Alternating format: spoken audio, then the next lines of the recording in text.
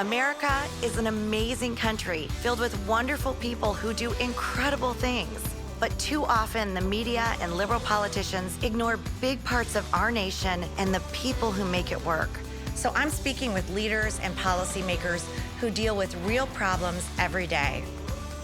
I'm Ronna McDaniel, and this is Real America. Today, I'm going to be speaking with Senator Rick Scott from Florida. We're going to cover issues facing real Americans outside the bubble, from the economy to the border, from the massive socialist spending plans of the left to how Republicans are going to win back the Senate in 2022. So, Senator Scott, thank you for coming on my podcast. Can I call you Rick? Yeah, you can call me Well, Rick. we're friends, Yeah. right? I mean, I've known you for quite some time. I'm really actually excited for you to be And here. you won my race in 18. I think you had a Details. lot to do with that. But we have known each other a long time, and I really am excited for you to be on, and we'll talk about a lot of the things that we're doing together. But And where's your mom live? my mom's in Florida. Yes, that's she's And- one of your voters. And half the people that grew up in Michigan have moved I to know, Florida. and my brother lives in Florida, And so where do we you're do their spring- senator. Where do the Detroit Lions do their Tigers do their spring training? Oh, in Florida. Yeah. And we love Florida. I know. My husband's like, how do we move to Florida? Because it's, You will. we're under the People's Republic of Gretchen Whitmer in Michigan. Yeah. It's pretty brutal. But I did want to introduce you a little bit to the audience too. I know you well, but you have such an interesting story. And I think that's what's unique about Republicans. You didn't come into politics as somebody who ran and planned that out. You were in business first. But let's talk about your childhood a little bit. Your mom, you were I thought I had the meanest Yeah, mom. go ahead. Tell me about your mom. I thought I had the meanest mom. She said, "You're going to make straight A's." Okay. She says, "You're gonna be an Eagle Scout. You're gonna go to church all the time." I grew up in the Methodist church, and she said, "Get out of the house, make some money. You better never get fired." Really? So she was tough. I never knew my dad. Oh God, I thought my mom was so tough. Yeah, you never knew your dad, No, right? I never knew my dad. He was never involved. He never helped my mom. But my mom remarried to a wonderful person who liked beer a lot. Oh, really? Okay. Like a lot of Americans, right? Oh gosh, he was a fun guy. Had a 6th grade education, was a bus driver, and then became a truck driver. So we moved from Illinois to Missouri because he got a job as a truck driver. Okay. That's the positive part. He made more money. Truck drivers back then got laid off every Thanksgiving. Really? Why? Yeah, just because the department stores were full. They didn't need him. He was over the road truck driver. So opposite he of now. He never was working between like Thanksgiving. He never had a job on Christmas Day. He was never working between Thanksgiving generally until March. And did you know that? Did you feel that stress? Oh yeah, I watched my parents. They didn't have much money, and then what they had, my dad was not the best at. My mom couldn't make it. She couldn't make And then you were everything in public housing. Oh yeah, we lived in public housing, and but I had a wonderful mom. I'm very, as I got older, I got very appreciative of her hard work. I mean, think about it: have 5 kids, have no money, and then push your kids that hard. I mean, you have to admire. She's tough. And it says a lot about our country too. Yeah. Right? Oh no, that's That's this the country's American. not You're full the of rich American people. story. This country is not full of a bunch of rich people. This country is full of hardworking people that are figuring out how to make ends meet. Like my mom, taking an ironing to whatever she made that day. We went to the grocery store. That's what goes on. That's like this inflation problem we have now is really devastating people like my mom. Because you get it. I You get get it. it because you had a mom. No, I understand when you have a set budget and you only live on this much money a month, and suddenly gas is 42% higher, and suddenly groceries are 5% higher, bacon's 9% higher. Yeah, you can't afford that. You didn't go out to dinner. You didn't go out to eat. You didn't waste money. I mean, that's America. That's how most Americans grow up. I mean, you watch your money, and you say, if you think, here's what I think about it. Here's America. I want a job. I want my kids to get a great education because that's my future, right? And I want to live in a safe neighborhood. I don't have to have the biggest house. I just want to live in a safe place. That's all I really care. That's America. That's what people want. It is, and that's what we want. And we want our kids to do better than we do, right? And the we want to future give them that is their opportunity. education. So Exactly. give the parents a choice of where their kids go to school because they'll make a better choice. I love that. So you grew up in this home. You moved to Missouri. I did everything you would tell everybody. You would never tell your kids to do this, okay? Okay. I went to junior college. You know why I Okay. went to junior college? Because junior college was $200 a semester and university was expensive. It was I $255. totally get that. Yeah. And so I joined the Navy at 18. I got married at 19, right? And you're still married I'm to the still same married. woman. So my wife married me for my money. I was making, I think, about $156 a month. Oh, really? She was a real gold digger. I remember we would she got a job as a legal secretary making $75 a week. No way. Golly. Now, so, but we used to go to like the laundromat, not to do our clothes there, but to see if somebody would leave their hangers. Oh my gosh. 'Cause- Really? Oh yeah. So our first 6 months, all we had was 2 sleeping bags to sleep on. We couldn't afford a mattress. That is amazing. I didn't know that. So you were 19 when you got married. The Apple boxes are really Yes. good end tables. I did not know this. They Oh really my are. goodness. They don't cave in after after a little while they do. You That's just crazy. put a towel over them. I and they're never would have fine. expected you to be in that situation. Oh, yeah. So you're in the Navy, you get married, then you go to college, right? Yeah. Then I finished undergraduate, and then I went to law school because Perry Mason didn't look broke. Okay. So I didn't enjoy being a lawyer. I didn't. always wanted to be in business. So I did deals. I helped people buy companies and finance companies. And you opened a donut shop, right? Yeah. Or you So I started bought a donut shop. Think about this. I'm making no money, but I made money because they would let me sell things when we went out to sea. Okay. So I would buy things and sell them when we were out to sea and make a profit. So I Okay. bought a donut shop for $7,500 so my mom could have a job. Oh, your mom worked there. I didn't No, realize she ran that. the whole She thing. ran the whole I thing. was going to school full time, working full time. So your mom ran the donut shop. Oh, yep. And she you're in ran it, school. and I'm in school. And we tripled the revenues the first month. My mom told me, "Do not sell any more donuts." Do not sell any more donuts. because she was just working her She couldn't do butt it. off. Do you think you could have opened that same donut shop today with the current So regulatory I environment? don't know. That's a good point. I don't think I had to get one permit. Really? Not one. And you just were able to open it? Yeah, we just opened it. Could you imagine? You never could do that today. We paid the money. We took over that night. The seller stole all the flour, but other than that, Yeah. Oh my goodness. so we had to go call another. It was a franchise. We had to call another franchisee because the prior owners Kind of hard to make told us. donuts without flour. But my mom actually was really good. She had a really good product, and she knew how to sell. And then, so my wife and I would, when we weren't working and going to school, we would go help her. And so my wife was actually really good at selling donuts. Is she really? Yeah. Okay. Well, I know a lot of people who are really good at eating donuts, so that works out. I love donuts. So then you start you take a big risk. Yeah, then I took a big risk. I quit practicing law. I had saved $125,000. I hated being a lawyer. I wanted to be in business. And so I said, I'm going to start a hospital company.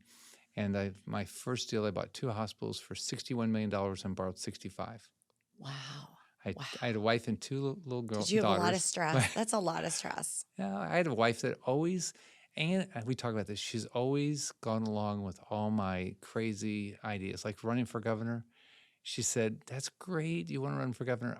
I'm scared to death of public speaking." I said, "Oh, you'll never have to give a speech." Oh, that is a lie. I never You asked didn't her. know that was a lie, but no. I never asked her, but Yeah. everybody else did. Everybody wants her to speak. And yeah. now she had a ball. She's great. Because I said, just when she was the first lady, I said, only do things you like. Yeah. So 20,000 kids got adopted. They were in foster care. She went to military bases all the time. She created a literacy program, and she didn't do media. That's amazing. So you just had a ball. She just was able to serve. Yeah. So you She had fun. bought this hospital company. You moved to Florida, right? You end up in Florida. I did. So I built this hospital company. I went from me to 9 years later, 1 out of every 400 people in America had a job work there. No, 1 out of every 400 people. Yeah, I had had no almost idea. 300,000 employees It was when massive. I was 40 years old. It was massive. Yeah. But so- you were in Texas, then you go to Florida. So right? so I started in Texas. Then I bought the largest hospital company out of Kentucky, so I moved there. Then I bought the largest hospital company out of Tennessee. I moved there. And then eventually I left that company and I started a bunch of manufacturing companies. I actually had a company in your home state. Really? Yeah, headquartered in Troy. No way. Yeah. That's right by where Yeah. that's where my husband So works. do you have a Corvette?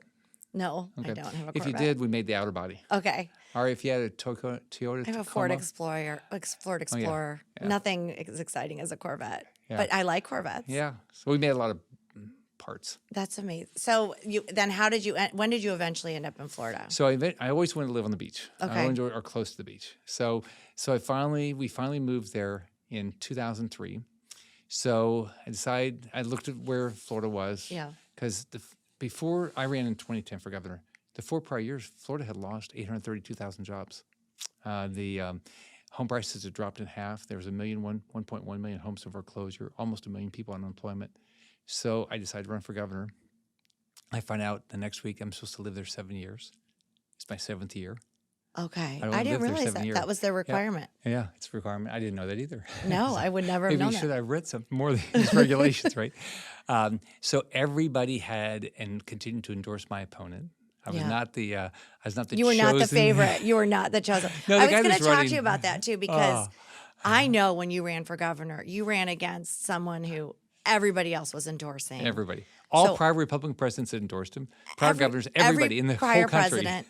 And I love that story. So what made you persist? How did you stay strong in a race where every odds maker, everybody's saying, okay, this guy's going to win. He's going to be the nominee. It's a foregone conclusion. I always believed I could win. My wife always believed I could win. I'm not sure anybody else did. And we just worked hard every day. And how did you win? What were So the here's steps that the it took? issues? So we ran an issues campaign.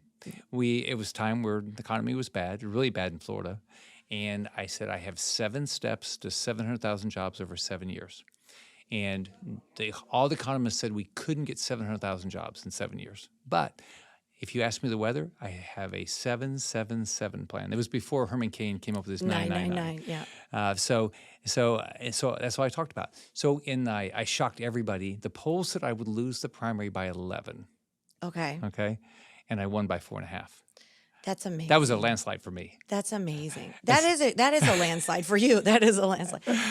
Can I ask you another question of what would you say to a candidate? Because I do think this is a part of our culture, which is you get in races and everybody just assumes this person's going to win and this is done. What would you say to somebody who does want to get involved and really believes in something and it looks like everything's stacked against him? What would your advice be Well, to the that first thing I person? tell people, a lot of people call me. Yeah, I'm because sure. they want to run now. And I said, so if I, say I'm talking to him for 10 minutes, I said, look, what are you running on? I said, you've been talking to me for 10 minutes. You have not told me a purpose. If you don't have a purpose, what are you doing this for? Exactly. The public's going to know you don't have a purpose. Like my first commercial I ever did, the guy doing the commercial said, if we ask you to say something that you don't believe, nobody will believe you. That's so true. And so what I tell people is, don't do this unless you have a burning desire, and you've got to have something you're just hell bent on getting done. Then if you do, that's a start. But then on top of that, you got to do everything. There's no cavalry that's going to save you. You've got to go build a team. You've got to go manage the team. You've got to go build grassroots. You got to go raise the money. No one's just going to give you the money. I mean, people think, and they think there's some party out here that's just going to do everything. No, you have to go do it. And you have to believe in yourself. Yeah, and you got to get. But it's not convince going to them. just be handed to you. Oh, I remember the first Republican event I went to. Well, the first two. The first one I went to was a quarterly meeting. They wouldn't let me speak, Really? but they didn't tell me that. I was there. I was on it. They kicked me off the agenda, and so finally they let me talk, but for 2 minutes. And so then the first morning deal I went to, nobody would even sit with me. Really? There's about 100 people in this room. Nobody was sitting. It was just Ann and me. And you're just pushing through. I And just- then you end up being governor. Yeah, and I when I won the primary, people were mad actually, because they'd all known the guy. The guy who's running against is a good guy. Yeah, he's a nice guy. And they'd known him forever, and so they were mad that I won. And so, but I just went and I just talked to everybody. I shook hands in my years as governor with 500,000 people. That's amazing. If you didn't But meet you me, I love think it your was state. intentional. I know that you love your state. Oh, yeah. And by the way, Florida's the best, during your term as governor is when my family moved down there. That's when my Yeah. mom became a resident. My brother became a resident. You will eventually. Eventually, probably. But you really did great things. Can we just talk about some of the signature things you did as governor? What are the things that you're most So proud of? let's go back and think what people think about. First, their jobs. Okay, I said we get 700,000 jobs. We were the prior governor had raised taxes, raised fees, raised regulation. We got 1.7 million jobs. Wow. So I Way recruited above. companies. Rick Perry was my competitor. Okay, in Texas. So I had met Rick. He was the sitting governor, but had not didn't know him well. So the first meeting I saw him at was a Republican Governors Association meeting. I says, Rick, I'm going to tell everybody I'm going to kick your butt. So Rick says, well, I'll act like I'm worried. Because he wasn't, because Florida wasn't a player. And so we just worked our butt off. We recruited companies, we cut taxes. I cut 20% of the regulations. I cut taxes and fees 100 times. We got, not government. Government got smaller. We added 1.7 million jobs. That is Unemployment remarkable. went from of almost 11 to 3.3%. Okay. We beat Texas many of those years in job growth, but not number of jobs. I actually beat him for a short period of time after he was not governor in number of jobs.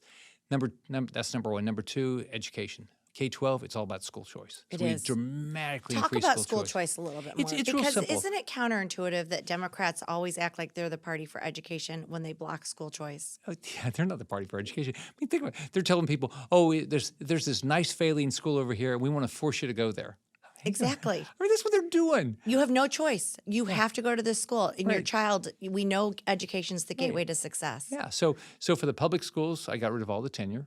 Okay. My second year in Wow. office, because you don't. Are you guaranteed your job? Nope. No. All right. For This sure.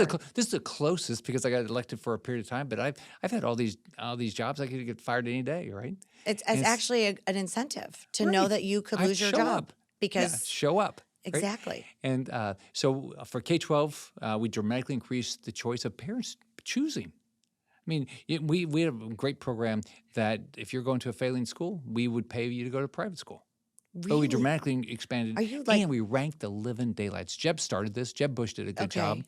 We just ranked the living daylights out of these schools, and we highlighted success. I celebrate everything. For the universities, I changed it to where their money was tied. I put up $580 million of their budget a year. We had 11 universities tied to three things. Think about when you went to school. What's it going to cost me? Mm-hmm. Do I get a job? How much money do I make? That's phenomenal. So as a result, How now, many schools? Nobody does that. Now Right, it's we how do. long can I keep these So kids in Florida- school so I can milk them off of according their to money? U.S. News and Report, since my last 2 years as governor, it's continued. We're number one higher education, and University of Florida now, people don't realize, is the fifth best public university in the country. You know, I do realize that because my brother's looking at it. He talks about the schools there all the Yeah. time. For And his it's hard to daughter, get they're in. visiting the schools. Yeah, and it's hard to get in. It's very hard to get in. And I stopped tuition increases. How did so- you do that? So it was not easy. Because they sold that, oh gosh, we got to raise the cost all the time. I said, I thought this was called public school, not for the rich. It's supposed to be for the people that don't have money. And so it was through boards. So I appointed the board members. And here's if I had 3,000 appointments to boards and commissions, and I actually interviewed the people. And so I said, do you believe in tuition increases? And if they said yes, I didn't appoint you. That If makes you so much believed in sense. giving long-term contracts to the presidents, I wouldn't appoint you. It's real simple. I mean, and they said, well, I don't think that's right. I said, then you should run for governor. I said, there's going to be an opening. You can run for governor. And it's because I actually ran on this. I believe in this. And so I get to do it. And so we did that. So it just put a lot of, pressure on everybody. The other thing is, if you go to higher education now, people aren't getting out in 4 years. No, they're there forever. They It's- just yeah, languish. But it's not even set up for them to get out in 4 years, right? It's unfair. And it isn't job based. It isn't Right. based on. Oh, yeah. This student is coming to our school to get a job to make this income. I love those three steps. I told this one. It doesn't seem revolutionary, but it really actually was. pretty It basic, seems right? pretty simple. So why are we there? Okay. Yeah. So I remember talking to this one university president that's told me this was so unfair. I said, so do you realize your class president that's on your board can't get a job? No idea. They had no idea. They can't get a job. So we took the number of people on unemployment from a little less than 1 million to when I left 61,000 people on unemployment out of 22 million people. That's unbelievable. Okay, let me tell you a number that should make you mad. So I run that program, and what we did is we tried to help everybody get a job, right? Common sense. Number two, they'll give you another number, 71,000 people on welfare by the time I got out of office because we went and solved their problems. In contrast, guess what happened to Medicaid and food stamps? They doubled because Barack Obama was president for my first 6 years. Why? 'Cause he Because I have expanded. no control over those programs. Now, with Medicaid, I have to pay a portion of it, but I have no control over it. Now, I could control the cost per person, okay? And I did that to make it more accountable. But as far as, he was doing everything he could to get more people on the government program, just like Biden's doing. Yeah, you just articulated the difference between our parties right there, right? How is that good for somebody? Like my mom, we lived in public housing when she said, I never, other than living in public housing, we never were on a government program. She never was on welfare, right? And she lost her job because, she worked like in restaurants and restaurants would do badly. And your stepdad has to every. Oh, he was laid off every. But the difference is we understand the value of work, and not just it's good for you. And it's so important to have that, but also what that means for the next generation, because it is cyclical. And so Democrats do have a vested interest in having everybody paid for the government. They take everybody's money, they redistribute it, and then if you are in control or you need the government payroll, you're going to vote for them every single time. Yeah. Now think about it. Do you think the Democrats in their own personal life are doing the same things they're trying to do to all the rest of us? No, they're not. Do you think they're out there telling their kids, "Yeah, I'm going to pay for you the rest of your life"? No. No. Now they want to take your money and pay for all these people, right? It's so crazy. And it's not good for them. It's not good. So it's not good for our country. So you know what I liked? So we did really well in jobs. We did really well in education. And by the way, we put a lot of effort into law enforcement. We are when I got out of office, we're at a 47-year low in our crime rate. That's amazing. Yeah. And then you're term limited. Oh yeah. And you decide to run for Senate. And this is where you and I really met. Yeah. And you had one of the tightest Senate races in the country. Yeah.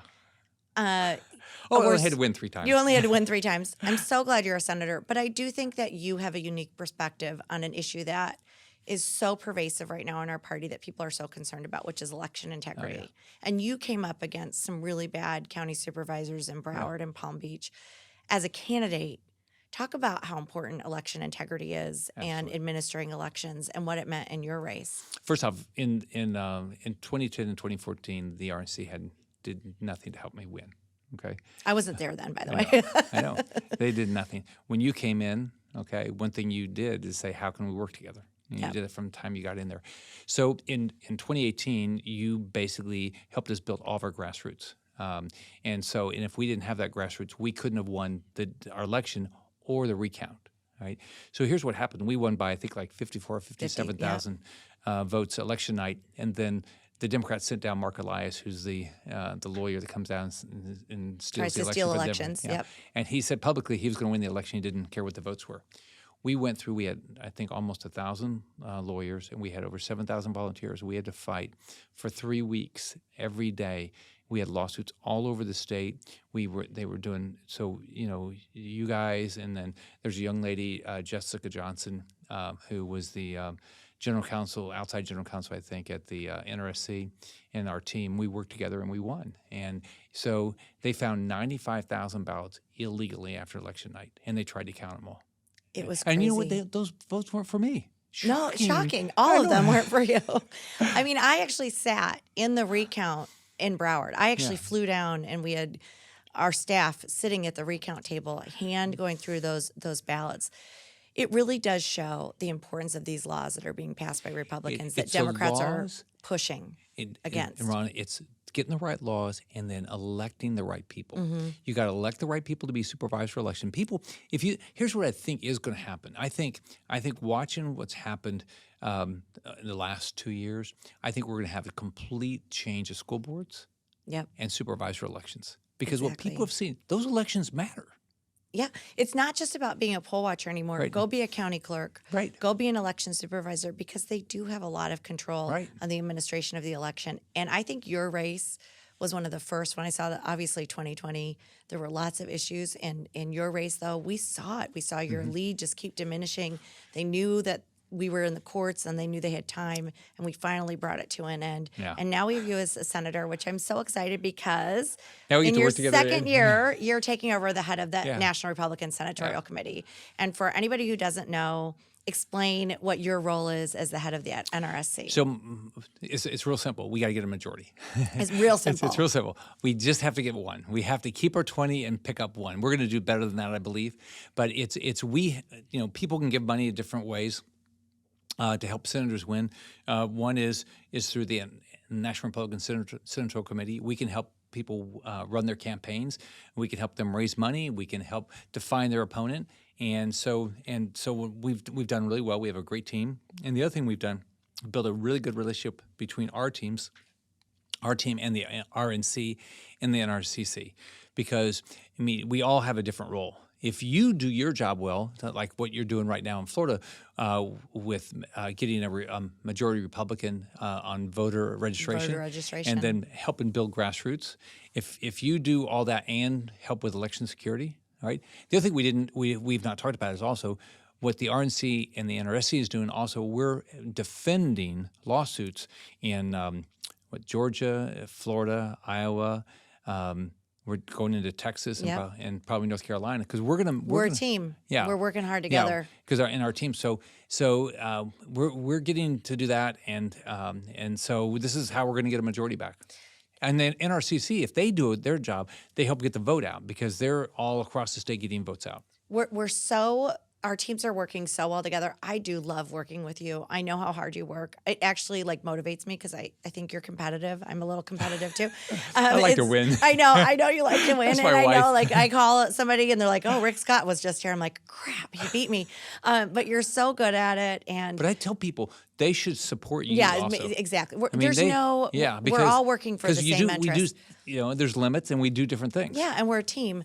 But it's one seat to take back the Senate. One seat to stop Chuck Schumer and Joe Biden from pushing this nightmare agenda. Everything would be over. Right. Just one seat. No. So where are the seats? Give me the map. Where are the seats that... So we have 20 up, Republican seats up, and they have 14. That doesn't sound very good, right? Yeah. But of our 20 up, we've got some openings. But Alabama's, Richard Shelby's retired. It's a Republican state. Missouri's a Republican state. Ohio's a Republican state. The hardest, probably of the ones that are open, is probably Pennsylvania and North Carolina. Of those. But if you look Pennsylvania down ticket, it's Republican. If you look at North Carolina, we win there. We had huge wins in North Carolina in 2020. That will probably be the hardest is Wisconsin. So Ron Johnson hasn't announced if he's going to run or not. But we also have 4 pickup opportunities. New Hampshire, we're going to win. Georgia, we should win. I believe we'll win there. I believe we'll win in Arizona. And I believe we'll win in Nevada. I think we have a shot at winning in some other states. Like we've got a wonderful candidate, if you haven't met her, Tiffany Smiley in Washington. And the Democrat candidates are not well thought of. I mean, it's just Democrat states. And we do a lot of polls that we put out that you can go on our website, nrsc.org, to see. But just a generic ballot saying, would I vote for Republican or Democrat? We're way ahead now. Yeah. We're way ahead of where we were also in 2009. And 2010 was a good year. Yes. So we should do really well. Plus, all your efforts on the grassroots is put us in a better position. And the Biden administration's a nightmare. I mean, it really is. It's a nightmare. Obviously, you're ahead of getting this election and winning back the Senate. But what you're seeing as a senator right now, how upsetting is it to watch this reconciliation and Every what day. they're trying to push through? I mean, it's not just the cost. The content of what they're trying to push is truly frightening. They want us to become socialists. It's a systemic socialism. That's all it is. They want everybody to be dependent on government so they can control your life. I always tell everybody, I love my mom. I hate her. I hate her telling me what to do. That's how I think about government. Okay, Exactly. I love this country. I do not need the government to tell me what to do Or how to live my life or think they know better. I can make good choices. Okay? Agency is a big part of our and country. we're all going to make different choices, right? And so, but what they're, they're bankrupting the country with money. You look at the amount of money they're spending, and their reconciliation will take our debt to $45 trillion. That is astronomical. How do you ever pay this off? And so it's caused significant inflation. So if you take a family like mine growing up, look at what's happened to them on inflation. Look at when they have to drive to work, what's happened to gas prices, or when they go to the grocery store and they have limited dollars and they see their groceries go up like they have, or if they finally are in the position to buy a home and their home is just skyrocketed in price, or they have to have a car, and I think used car prices are up 45%. Yep. I mean, it's great if you own stuff. If you're rich, the Democrats are great for if you're rich right now. I mean, they're causing all the assets to go up, but they're killing the poor people. Anybody living paycheck to paycheck. I mean, your dollar is not going as far. And then look at the debacle in Afghanistan, right? And it's a debacle. So you're motivated even more because you're in the Senate living it. You see it every day. And you're like, I want to get that majority back so bad. We've got to stop this bad stuff. And here's my other belief, is that this will put us in the position that we'll have a Republican president in 24. It will. Because if we're going to we can show Americans how Republicans govern based on the bills that we pass or the things we stop, and then that will get us in the position that we can win in 24. Plus all the grassroots, all the excitement, all that is going to make us have a great 22 and 24. So what would you say to someone right now who's discouraged? They're discouraged seeing Afghanistan. They're discouraged about the border. They're discouraged about gas prices, and they think it's over. The Democrats are ruining our country, and we're not going to turn it around. What would you say to somebody heading into 2022? How can they engage and make a difference? Well, first off, being engaged is forcing the Democrats to change. There's a lot of infighting now. The progressives are fighting against the so-called moderns. It's a great thing. Well, they deserve it. Yeah. I mean, this is crazy what they're doing. Yeah. And it's not good. So the Democrats are seeing why reconciliation hasn't happened so far, why the infrastructure bill hasn't happened, because they've gone home and they've talked to people and people are mad at them. They're mad at people that are supporting that stuff. And so you got to be vocal. I mean, let your congressman, let your senator know exactly what you think. It's representative government. Be vocal. I tell people, I represent you. You need to be very vocal. And do you hear those calls? So when people are calling your office, do you get a report? How do you? I get a report. I've got a great team. I've got 9 offices in Florida. And so our job is mostly to do constituent services where if you have a problem with the VA or if you have a problem with any federal agency, we help you. But we get a lot of incoming calls. Some of it's just organized, it's robocalls and stuff like that. But you can tell the organic stuff. And so I listen. And everybody, we try to solve everybody's problem. And so you say, call your congressman and senator, let them know. Every day. Just be vocal. Every day. And show up, and then get involved however you feel comfortable. You might feel comfortable just making phone calls for somebody.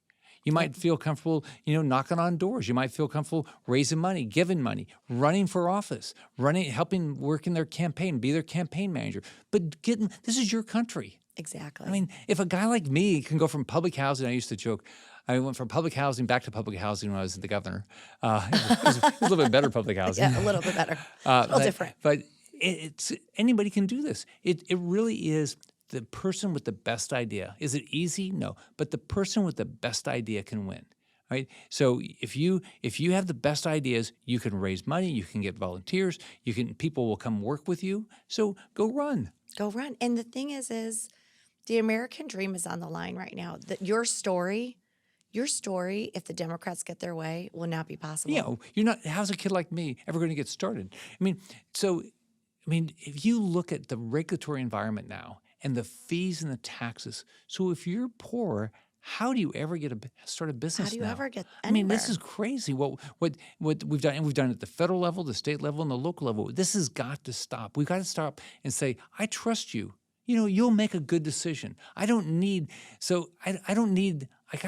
people telling me that they can make a better decision for me. Especially not the government. Yeah, I'll make my own choices, and I'll learn from them. I might disagree with you. My mom probably could make better decisions with me, but the government for sure not. I just love having you here. I could talk to you all day. I just want to brag on you a little bit as a person. You're just such a kind person. You're somebody who says thank you. You're so humble. You're exactly what we want in our public servants. Oh, very nice. Somebody who brought great business experience and acumen and chose to put that into public service. We need more people like you in office. So I'm appreciative of you. I'm very appreciative of what you do. I'm very appreciative of you, but I hope people know that about you because not everybody's like you. And I've been around politics a long time. You are a little bit of a rare breed. So thank you for joining me on my podcast. I want you to be really successful because what you do is going to change this country. Thank you. Okay, and I'm very appreciative that you're willing to. Think about it. You're traveling all over the place. Yep. Right? Well, I think we're putting a lot of miles on. Yep. Yeah. So, between the two of us, we're traveling the whole country. But it's important, and what we're doing is important. And there's great people. Oh, I love it. I love meeting everybody. But I'm so glad that I got to meet you in this job. You're one of my favorite people that I've gotten to meet. So thank you for joining me on my podcast, and let's go win in 2022. We're going to win. Thanks, Rick. Thanks. Thank you. I'm Ronna McDaniel, and this is what Republicans stand for. Join us next time on Real America.